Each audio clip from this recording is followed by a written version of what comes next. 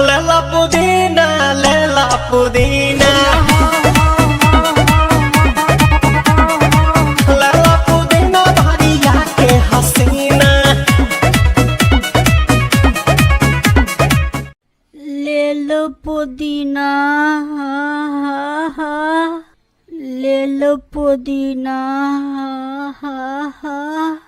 पुदीना। सोचा तानी बरम बाबा झोंक दे कराई दसनमवा से हमारा मिला नवाए राम। रे यरवा मिली किनारे हमनी के हसीना।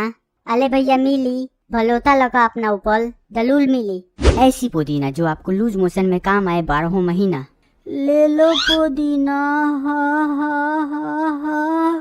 ले तला यूहे पुदीना वाला हनु पवन 3 ते देतल दनवा हित बेल बा पुदीना ले लो। लेकिन ई तहत पुदीना देताम आवे 12 महीना ऐतन ताबाई में।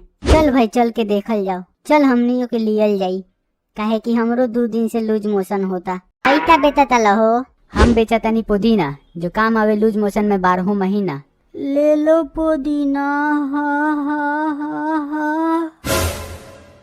जब छोड़े लगवा पिसवा से पसीना तो काम ना आई तोहर हसीना। तो के पिए के ही पड़ी पुदीना बुझाइल बबुआ। तबले हम ना पियम पुदीना जबले मिली ना हमर हसीना काहे कि ओकरा बिना मुश्किल भइल बा जीना। मिली ना तो के कहीं हसीना तो काम आई इहे पुदीना बुझाइल बबुआ। मथवा में आइल बबुआ।